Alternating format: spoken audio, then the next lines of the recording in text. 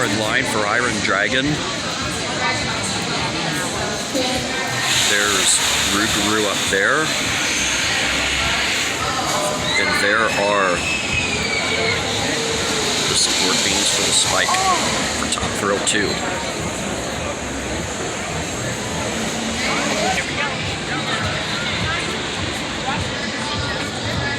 I think you can see some track that's been added back there.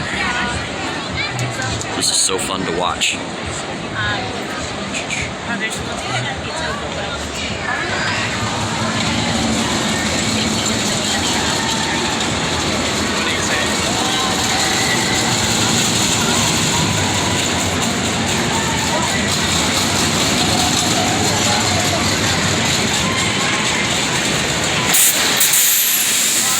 Well, you know, with Mantis, as it was called, and now Rougarou, going a little bit over Iron Dragon, and now with Top Thrill 2, that'll be 2 roller coasters that go over Iron Dragon's track just a little bit.